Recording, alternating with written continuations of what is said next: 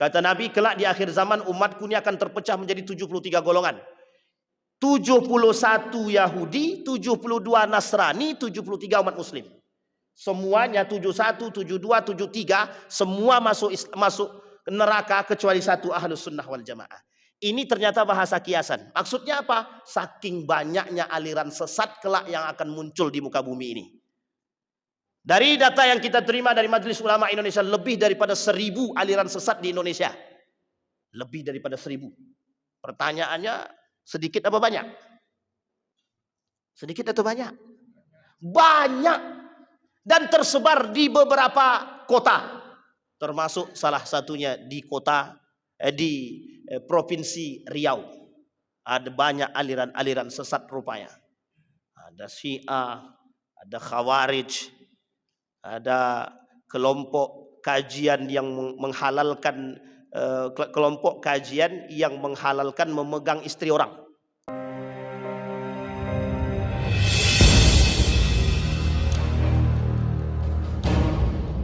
Assalamualaikum warahmatullahi wabarakatuh. Alhamdulillahi rabbil alamin. Alhamdulillahilladzi an'ama bi ni'matil iman wal islam bihima tatimmus salihat. Asyhadu an la ilaha illallah wahdahu la syarika lah wa asyhadu anna Muhammadan abduhu wa rasuluh la nabiyya ba'd.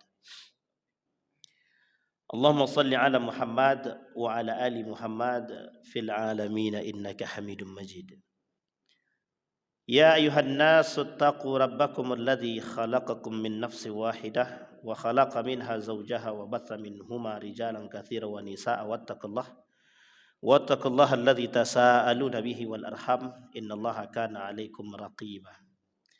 Wa qala Allah ta'ala ya ayyuhalladzina amanu taqullaha wa qulu qawlan sadida yuslih lakum a'malakum wa yaghfir lakum dhunubakum wa may yuti'illaha wa rasulahu faqad faza fawzan 'azima.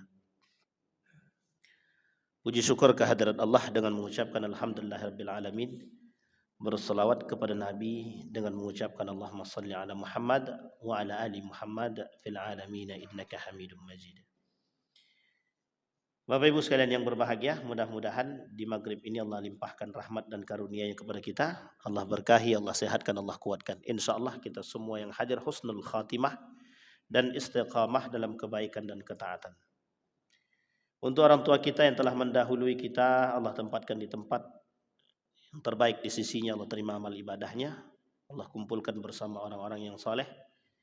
Dan untuk orang tua kita yang masih hidup, Allah sehatkan, Allah kuatkan, insyaallah husnul khatimah. Amin ya rabbal alamin. Baik Bapak Ibu, di malam hari ini saya ingin membahas 3 hal. Yang pertama, hal pertama yang mau saya bahas, qaulaz zur, perkataan dusta. Yang kedua, syahadatuz zur, kesaksian palsu. Yang ketiga, al-halaful kadzib, sumpah palsu. Jadi semuanya palsu. Mulai dari qaulaz zur, perkataan palsu atau dusta. Yang kedua, syahadatuz zur, kesaksian palsu. Yang ketiga, al-halaful kadzib, sumpah palsu. Jadi semuanya palsu. Memang hidup ini banyak manipulasi. Saya mulai dari satu hadis dari baginda Nabi Muhammad SAW. Hadis ini familiar dan populer. Ra'suz dzunubi al-kadzibu. Kepala dari sekian banyak dosa itu. Jadi kepalanya di antara dosa itu al-kadzib, dusta, kepalsuan, manipulatif. Jadi kalau dalam hadis Nabi yang lain kata Nabi, ada orang yang berdusta itu di hadapan Allah itu yuktaba indallahi kadzab. Allah memandang dia sebagai ahli dusta. Jadi kalau ada manusia yang sekali berdusta itu enak rasanya dusta.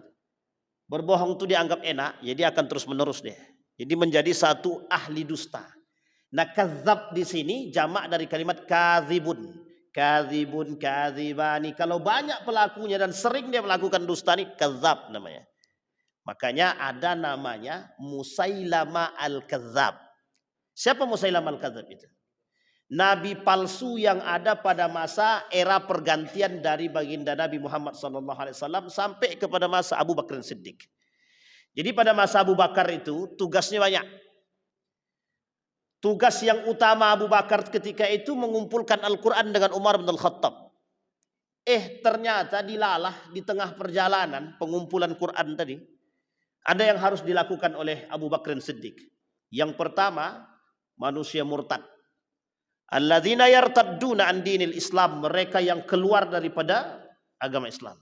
Wafat Nabi yang murtad banyak. Nabi masih hidup, ini kita lihat sesi pemurtadan. Kita lihat dalam sejarah di mana momen-momen terjadi murtad. Momen pertama terjadi pemurtadan itu bukan pemurtadan, terjadinya irtadda yang keluar daripada Islam. Yang pertama ketika Nabi diperintahkan oleh Allah merubah kiblat. Nanti kita lihat sisi dusta daripada kaum Yahudi dan Nasrani. Ketika peralihan kiblat yang sekarang disebut dengan Masjid Qiblatain. Masjid Qiblatain. Dari menghadap ke Masjidil Aqsa langsung diperintahkan fawalli wajhaka syatral Masjidil Haram. Balikkan dan hadapkan wajahmu ke Masjidil Haram. Dipindah tuh 180 derajat Celcius. Langsung menghadap ke Masjidil Haram. Langsung ketika itu kaum Yahudi langsung murtad. Ini yang murtad pertama itu siapa? Yahudi. Kemudian yang murtad selanjutnya siapa? Yang murtad selanjutnya itu kaum-kaum munafik yang keluar daripada barisan Nabi. Kenapa dia keluar? Dia mengikut kawannya. Tapi satu sisi dia tak jadi ikut. Satu sisi ikut kawan, satu sisi ikut muslim. Jadi dia abu-abu. Nah, itu yang banyak pada masa Nabi, abu-abu. Apa tujuan Allah merubah dari kiblat dari Masjidil Aqsa ke Masjidil Haram? Satu aja. Allah pengen tahu mana yang betul-betul beriman kepada Allah. Akhirnya nampak. Kata Yahudi, kami beriman kepada Muhammad karena Muhammad kiblatnya sama. Kami orang Yahudi kiblatnya juga Masjidil Aqsa. Karena kami tahu di dalam Masjidil Aqsa itu ada yang kami inginkan, kiblatnya sama, kami masuk Islam. Ternyata setelah dipindahkan kiblat mereka langsung berdusta, berbalik langsung. Apa dia kata? Muhammad penipu, Muhammad perusak, Muhammad bukan dari golongan kami dan lain sebagainya. Salah satu alasan Yahudi kenapa tidak mau beriman kepada baginda Nabi karena Muhammad bukan dari golongan mereka, bukan dari Bani Israel. Padahal kakeknya sama, Ibrahim. Jadi ini poin penting. Di mana letak dustanya? Kedustaannya adalah mendustakan Allah dan Rasulnya. Irtadda an dinillah. Ketika mereka keluar daripada agama Islam, mereka sudah mendustakan Allah dan Rasulnya. Maka di situ kelihatan tuh yang pura-pura beriman tuh siapa? Dua. Pura-pura beriman ketika itu pada masa Ahdul Madinah atau Ahdul Yasrib namanya.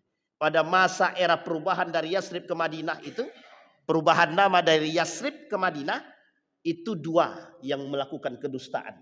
Satu orang kafir, Yahudi, Quraisy dan lain sebagainya macamnya. Yang kedua orang munafik. Nah, jadi munafik itu dari dulu sampai sekarang ada terus tuh Pak. Saya bawa bukunya Pak. 30 tanda orang munafik Dr. Ed Al-Qarni. Munafik secara keyakinan. Oh, itu berat sekali kajiannya itu. Terlalu banyak manusia munafik di muka bumi ini. Sehingga susah mencari mana yang tak munafik itu susah. Jadi hanya orang-orang yang berpegang teguh dengan agama dan nilai. Kembali kepada poin tadi. Pada masa peralihan yang pertama. Yang kedua, orang yang murtad yang terjadi murtad besar-besaran ketika wafatnya baginda Nabi Muhammad SAW. Jadi ketika baginda Nabi wafat, itu yang di Mekah, setengah penduduk Mekah murtad. Dan sebagian besar, bukan sebagian besar lagi, beberapa orang yang ada di Madinah murtad juga, terusus di bagian perbatasan. Murtad. Berarti selama ini mereka masuk Islam bukan karena Allah, bukan. Cari selamat. Dianggap Muhammad ini punya kekuatan, baginda Nabi punya kekuatan, terutama pada kekuatan ekonomi yang ketika itu dipegang oleh penduduk Madinah. Yang mayoritas mereka sudah dipegang oleh baginda Nabi Muhammad SAW. Uniknya, rata-rata beriman, masuk. Termasuk salah satunya Musailamah al-Kadzab, pemimpin kaum munafik. Termasuk salah satunya adalah Abu Ubaidah bin Salul, pemimpin kaum munafik Madinah yang menjadi gembong kemunafikan ketika itu. Singkat cerita, dua hal ini, dua momen ini terjadi pemurtadan yang besar-besaran. Termasuk salah satunya pada masa perubahan antara baginda Nabi ke Abu Bakar Siddiq. Singkatnya Bapak Ibu sekalian yang berbahagia, muncul seorang nabi yang bernama Musailam al-Kadzab. Dia ada 3 nabi. Satu di antara 3 ini adalah Musailam al-Kadzab. Kenapa kok nama terakhirnya Kadzab? Pendusta. Memang ahlinya dia di bidang dusta itu, memang ahlinya dia. Pekerjaan dia. Maka disebutlah dapat julukan yang disebut dengan Kadzab. Ketika Abu Bakar Siddiq menjadi khalifah, yang dilakukan oleh Abu Bakar ketika itu menumpas orang murtad. Yang kedua yang ditumpas adalah mereka yang mendustakan syariat agama. Maaf, mereka yang mendustakan syariat Allah. Hukum Allah. Apa syariat yang mereka dustakan? Zakat. Zakat. Secara kontan kami tak mau membayar zakat. Persis seperti yang dilakukan oleh kelompoknya Qarun. Nah, jadi datang tuh kelompok-kelompok yang tak mau bayar zakat. Katanya malas kami bayar zakat. Capek-capek aja. Kenapa Abu Bakar ketika itu memerangi? Kalau tidak diperangi Abu Bakar ketika itu sampai hari ini tidak ada namanya istilah wajib zakat, itu tidak ada. Uang sampai sekarang wajib zakat jelas, tetap banyak yang tak mau. Justru banyak yang mendustakan syariat itu. Apa contoh mendustakan itu? Pura-pura tidak mampu. Diperbanyak hutang biar tak bayar zakat.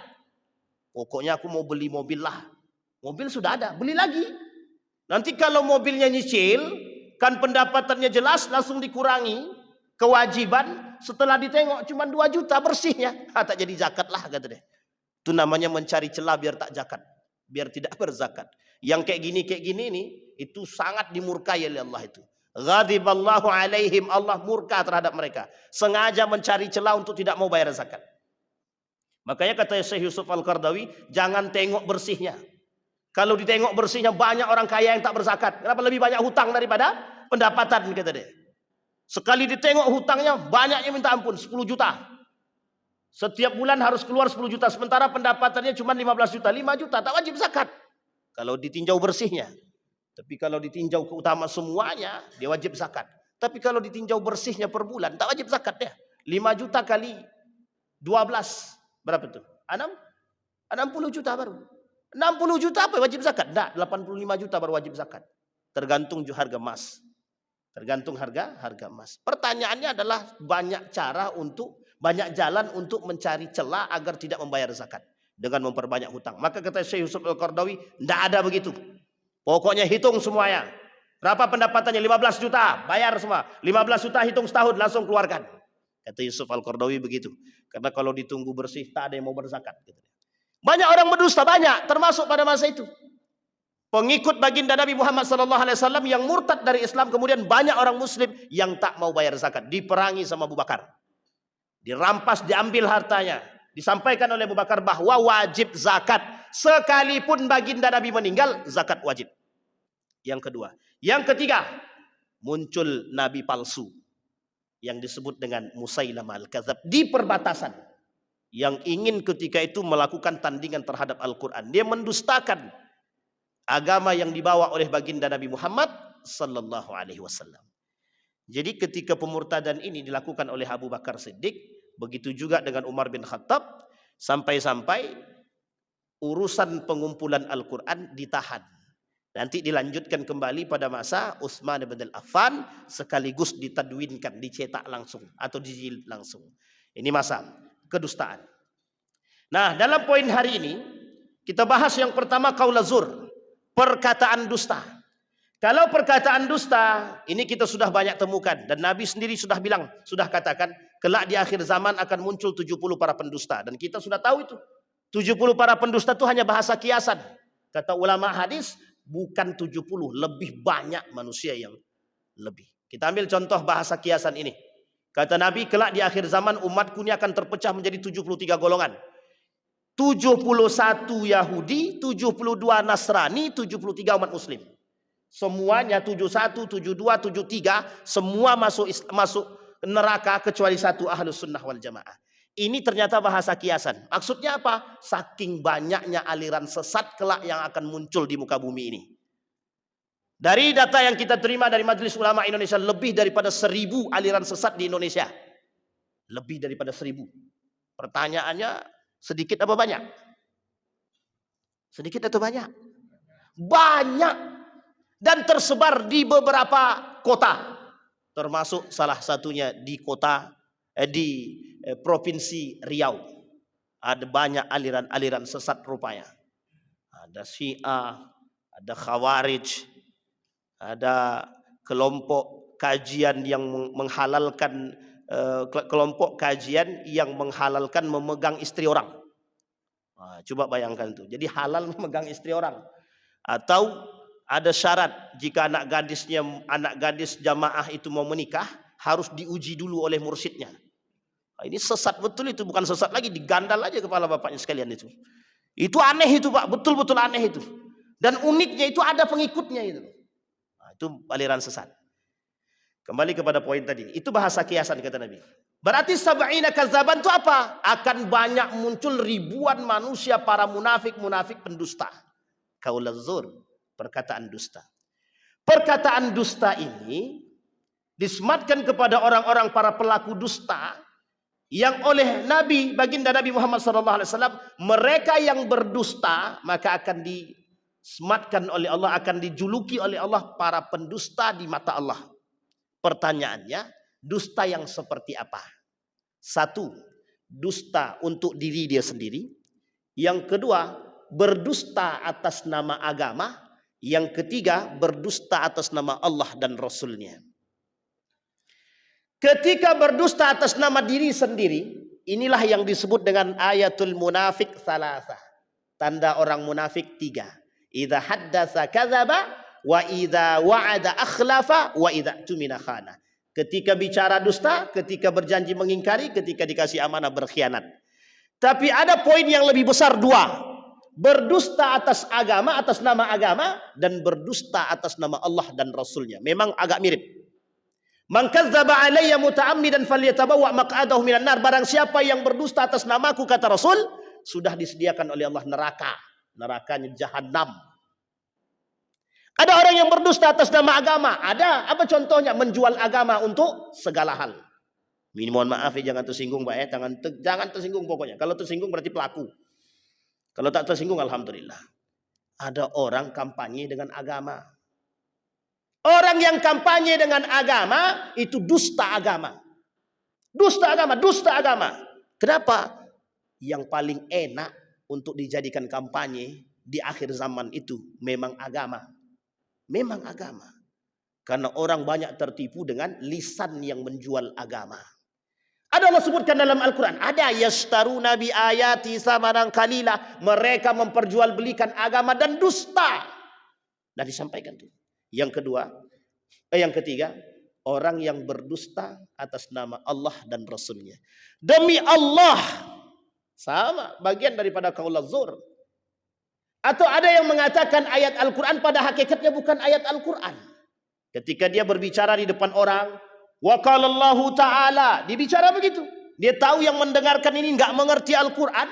Dia sampaikan persoalan Al-Quran padahal bukan Al-Quran. Dia berdusta atas nama Allah. Dan ini yang dikatakan oleh baginda Nabi Muhammad SAW. Banyak orang yang menyebarkan hadis-hadis palsu. Dan semua berdusta atas nama Rasulullah. Maka Bapak Ibu sekalian yang berbahagia. Ketika perkataan Nabi yang memang bukan Nabi yang berbicara. Ini harus kita cross check dulu kebenarannya.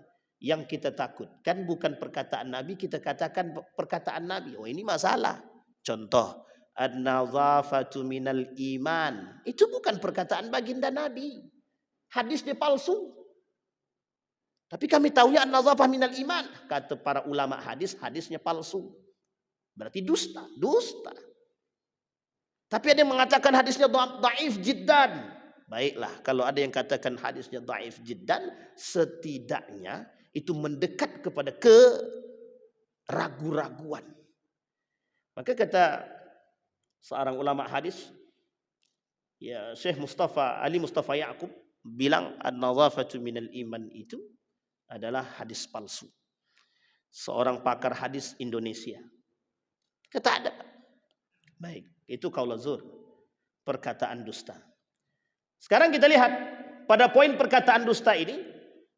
Sekarang yang banyak dilakukan manusia yang mana? Berdusta atas nama diri sendiri atau kepentingan diri sendiri, atau berdusta atas nama agama, atau berdusta atas nama Allah dan Rasulnya.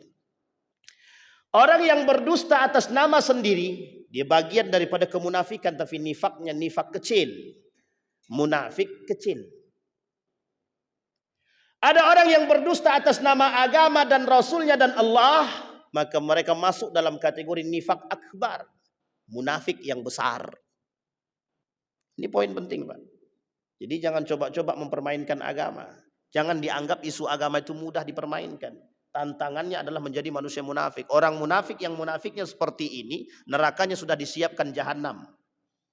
Uang munafiknya sifat saja bisa berbahaya, apalagi munafiknya secara i'tiqadi, keyakinan. Oh, ini masalah, Pak.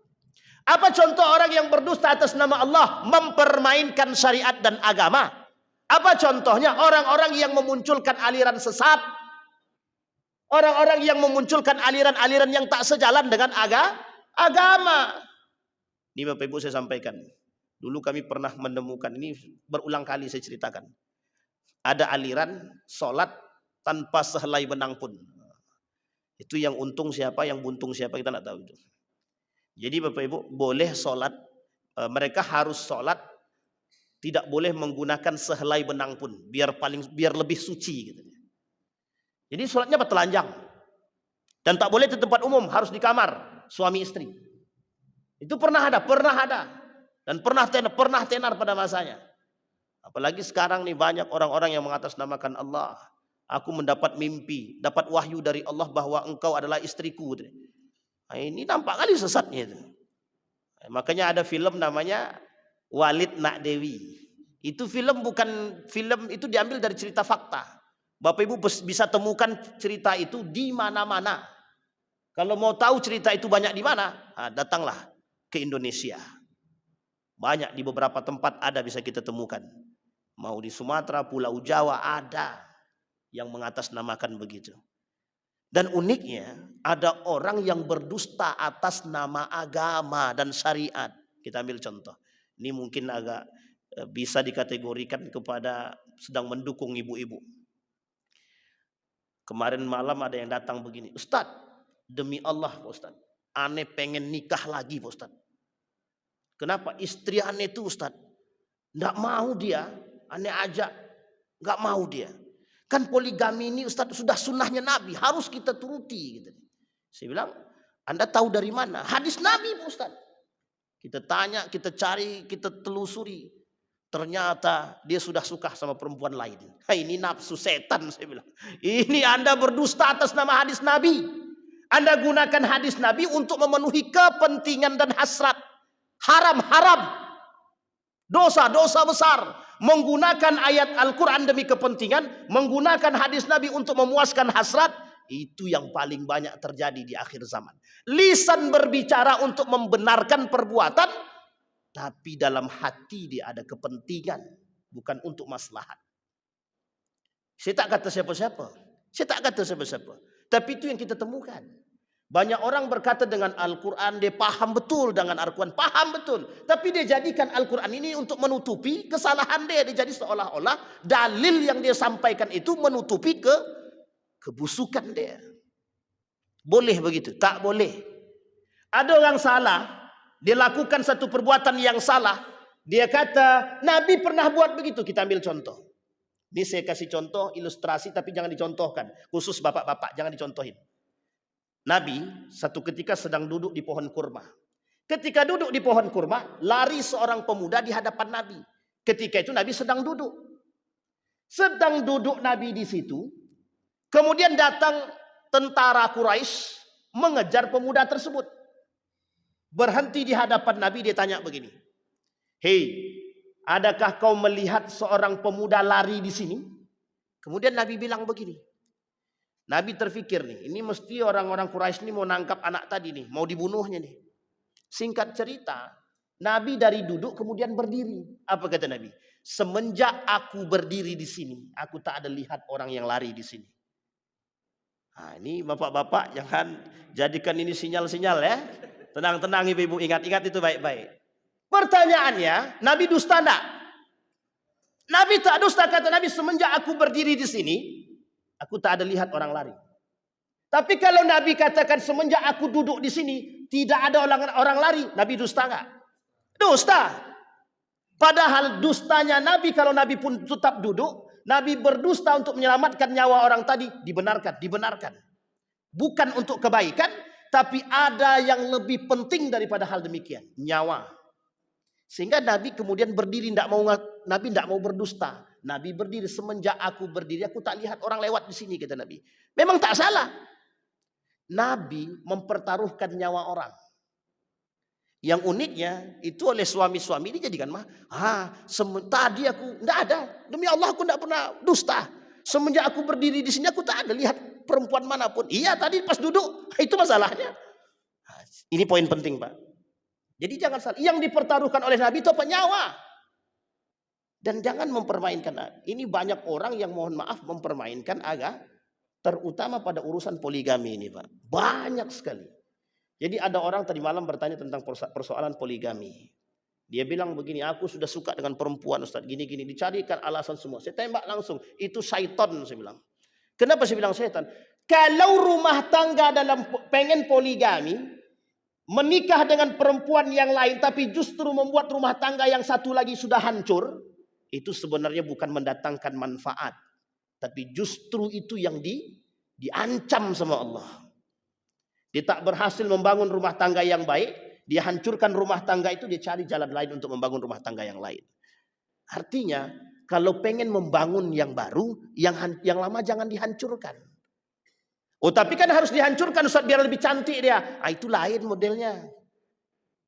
Ini bisa harus dipahami. Baik, qaul zur, perkataan dusta.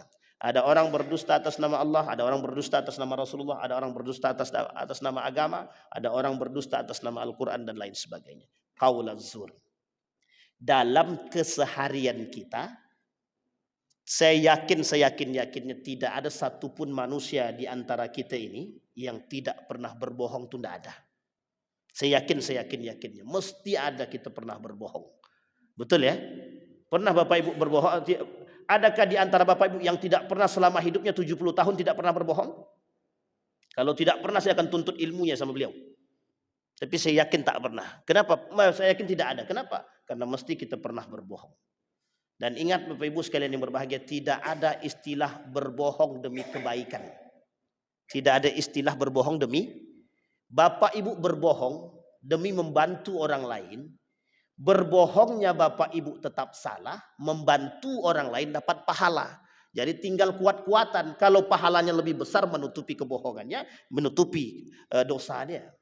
Tapi kalau kebohongannya lebih tinggi daripada kebaikannya atau pahalanya, ya itu otomatis. Jadi tidak ada istilah namanya berbohong demi kebaikan, tidak ada. Tapi ada pernah dilakukan oleh Nabi Ustaz. Ketika makan, kemudian dikatakan tak enak, dikatakan enak, kan berdusta Ustaz. Ini poin nih. Ada yang kedua lagi Ustaz.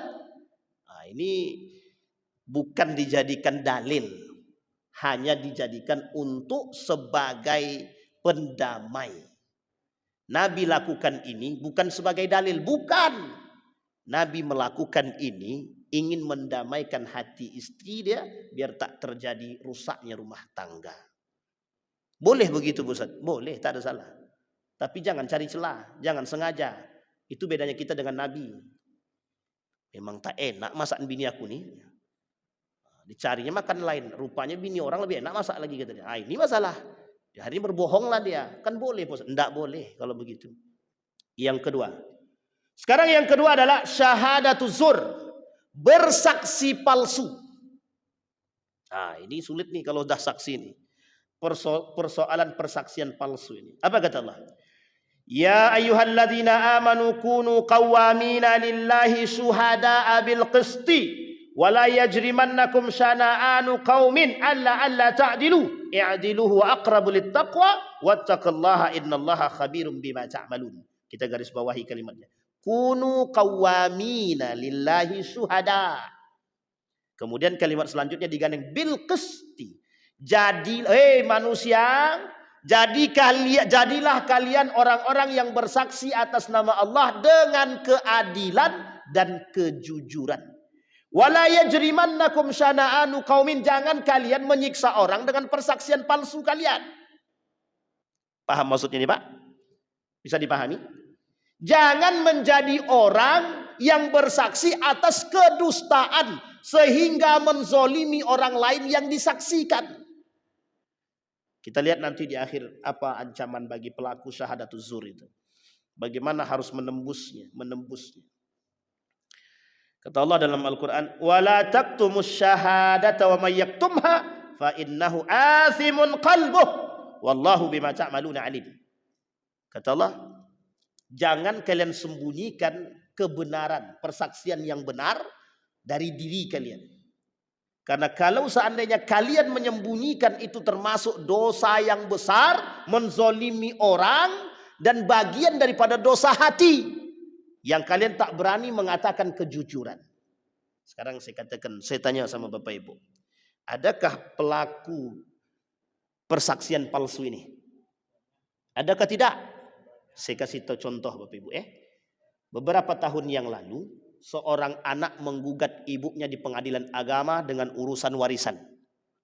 Dia masukkan ibunya ke dalam penjara dengan mendatangkan saksi palsu dari tetangga-tetangga yang sudah dia bayar hanya untuk mendapatkan warisan daripada ibu dia.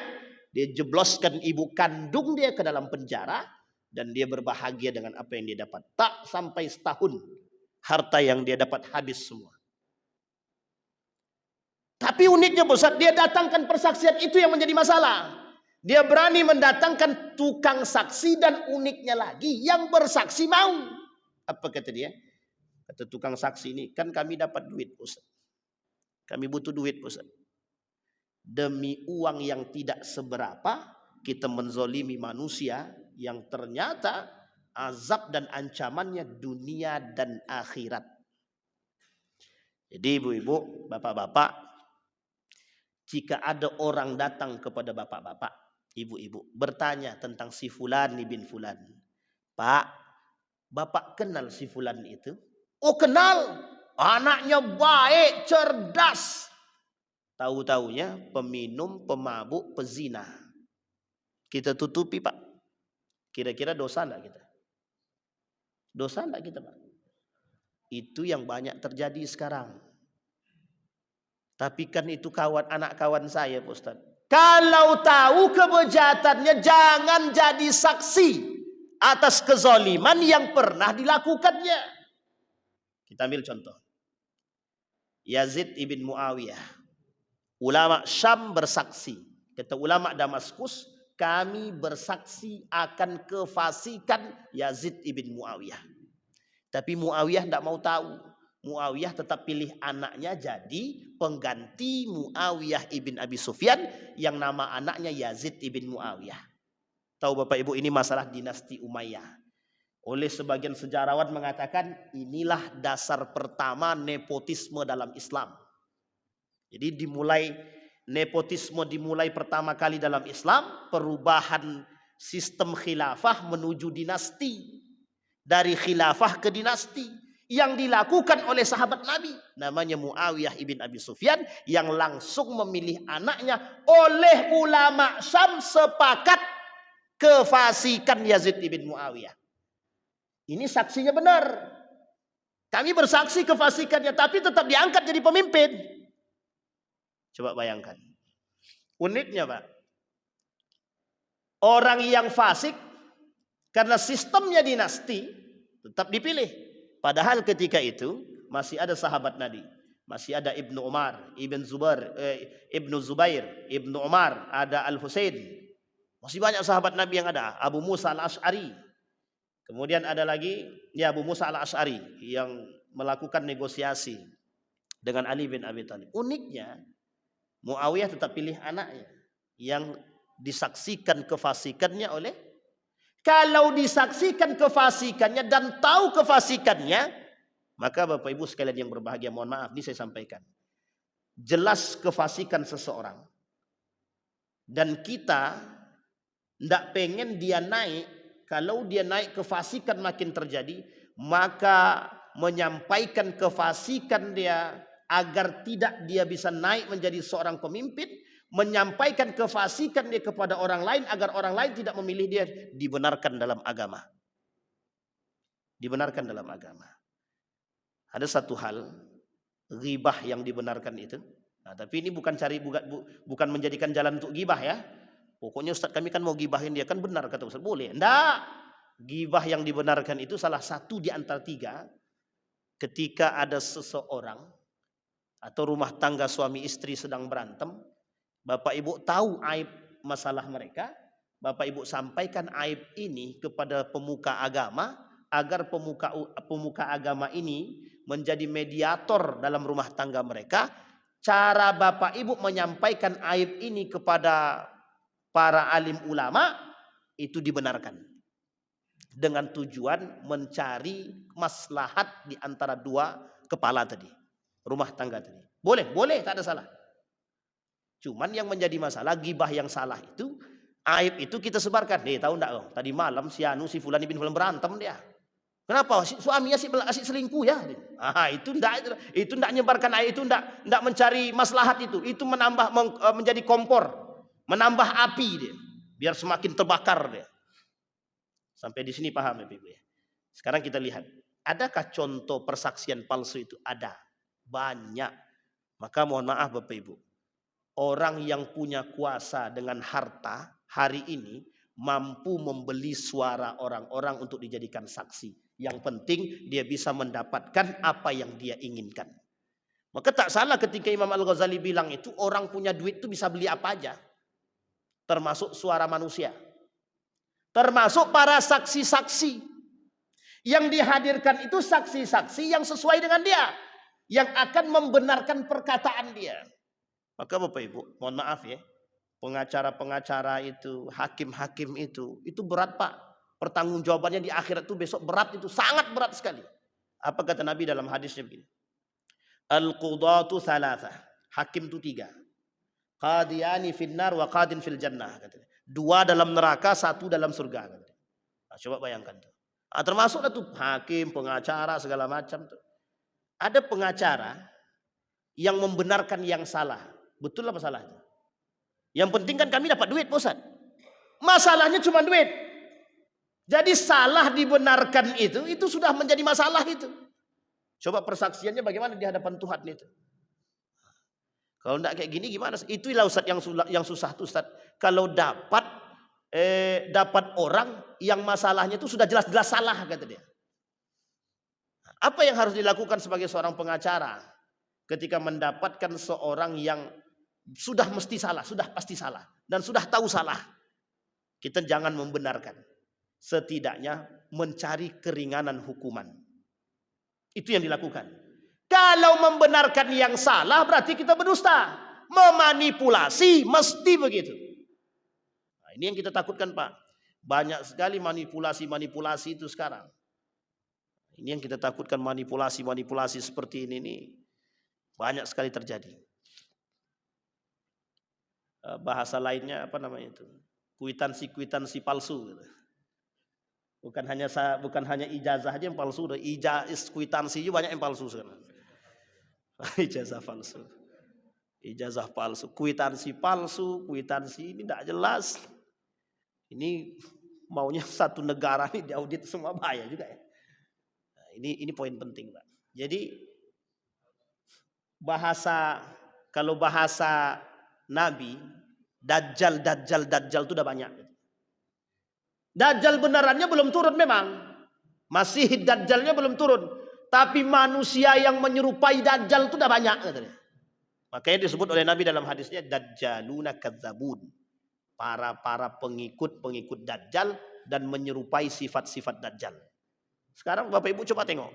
Susah apa mudah mencari orang yang benar itu sekarang? Hampir sulit Pak, hampir sulit mencari orang yang benar itu. Aku enggak tahu si Fulan bin Fulan itu bisa enggak ya dipegang kata-kata dia. Ternyata yang kita betul-betul kita bilang amanah, awak dikhianatinya kan. Nah, ini manusia-manusia munafik di akhir zamannya. Baik, kembali kepada poin tadi. Persaksian palsu.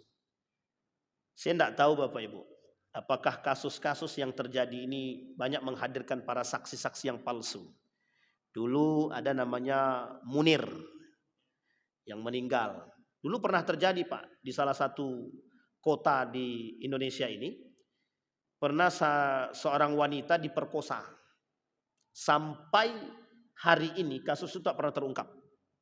Sampai hari ini tak pernah terungkap. Seorang perempuan itu diperkosa oleh seorang anak pejabat. Tapi tidak di sini. Cuma karena dia bisa membeli suara orang dan dia tutupi sampai hari ini. Dan kami pernah baca berita itu beberapa tahun yang lalu. Dan itu sadis, Pak. Nah, ada judul ini judul buku Bapak Ibu. Kalau cari mungkin agak susah mencarinya. Karena buku ini saya kira sudah tidak terbit lagi. Judul bukunya Indonesian X-File, ada 2 jilid.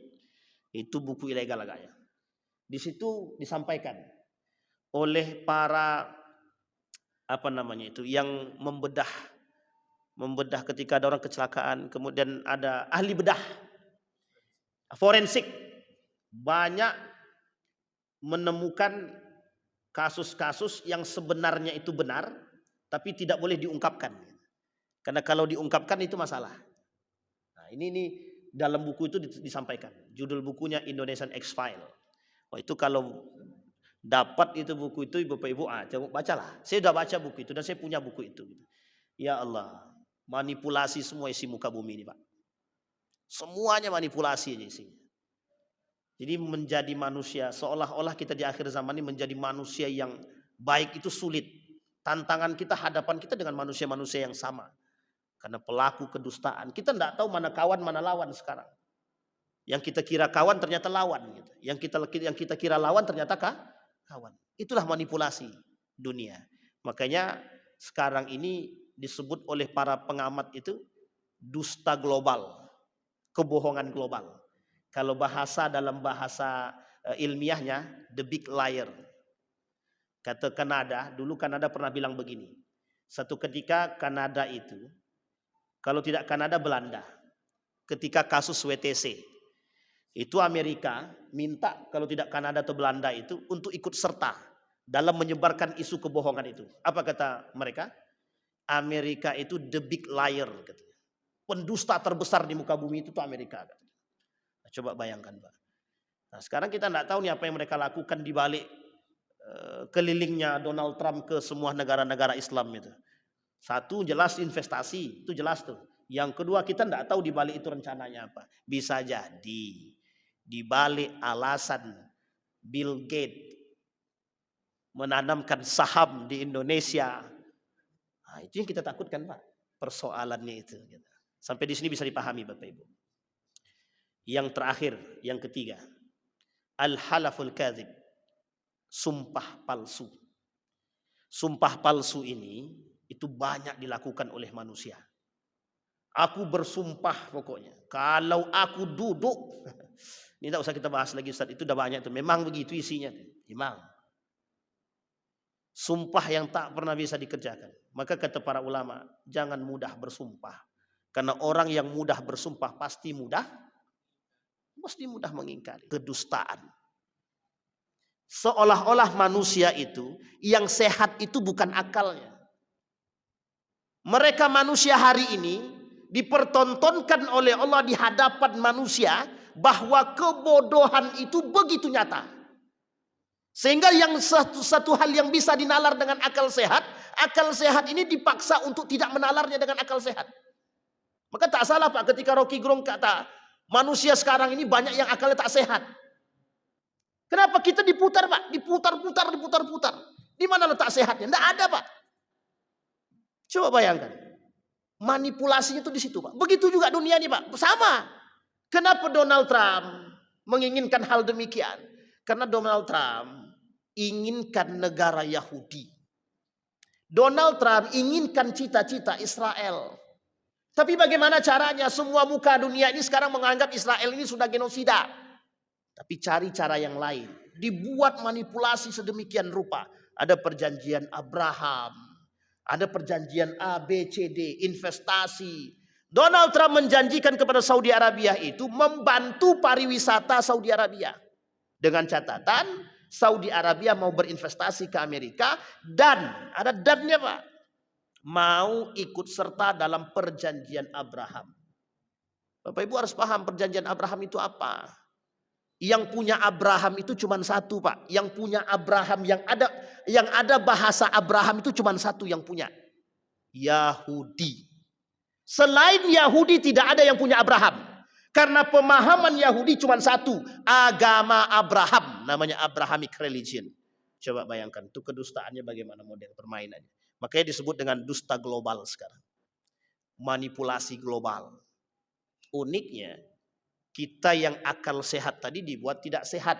Disuruh mengikuti urusan-urusan yang seperti ini. Dipaksakan untuk mengikuti itu. Biar urusan yang lain terasingkan dan tidak tercover dan tidak terfikirkan. Kita ambil contoh. Ada yang lebih berbahaya daripada itu? Banyak Pak. Persoalan vaksin itu berbahaya. Persoalan minuman keras itu berbahaya. Pertanyaan saya, ada yang lebih berbahaya? Ada persoalan pemboikotan produk Israel. Itu jauh lebih berbahaya Pak. Kalau kita umat muslim ada yang mau memboikot produk Israel. Coba bayangkan berapa juta yang mereka hasilkan setiap hari. Dan mereka gunakan untuk membeli alat hanya untuk menghancurkan. Coba bayangkan. Cara mereka menutupi dengan tangan-tangan yang lain. Hidup ini cuma manipulasi. Datang orang-orang yang bersumpah. Wallahi, wallahi, wallahi. Bersumpah atas nama Allah. Bersumpah atas nama Rasulullah. Uniknya lagi. Ada orang bersumpah. Yang sekarang ini bisa kita temukan Pak. Kami bersumpah pocong kata dia. Astagfirullah wa atubu ilaih. Bersumpah atas nama Allah dan Rasulnya, jika diingkari wajib bayar kafarat, wajib. Orang yang bersumpah atas nama Allah wajib bayar kafarat, setidaknya puasa 3 hari.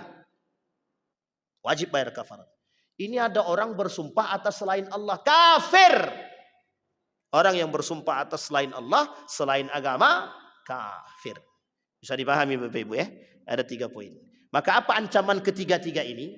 Yang pertama, kalau orang itu berdusta, dustanya hanya untuk diri dia, bukan atas nama agama dan Allah, maka dia masuk dalam kategori munafik atau nifakul asgar. Tapi kalau dia sudah munafik atas nama mengingkari atau berdusta atas nama Allah dan Rasulnya, nifaknya nifakul akbar, nerakanya jahanam. Yang kedua, orang yang bersumpah palsu. Orang yang bersyahadat bersaksi palsu. Apa ancamannya?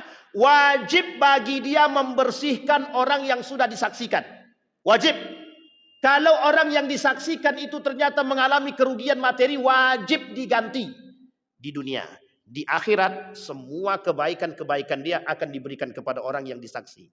Yang ketiga, ada yang disebut dengan sumpah palsu. Orang yang bersumpah palsu atas nama Allah, maka dia wajib bayar kafarat. Yang kedua, dia berdosa, Allah tak mau melihat mereka, Allah tak mau mensucikan mereka, Allah tak mau berbicara dengan mereka, bagi mereka azab yang sangat pedih, Allah laknat mereka, Allah masukkan mereka ke dalam neraka jahanam. Jadi masih mau berdusta Pak?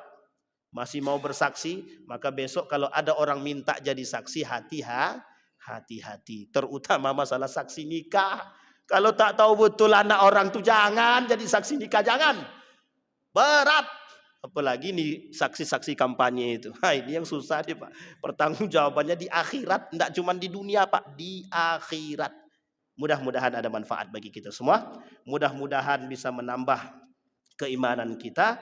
Mudah-mudahan bisa menjaga diri kita dari sifat nifak. Fa'tabiru ya ulil absar la'allakum tuflihun. Assalamualaikum warahmatullahi wabarakatuh.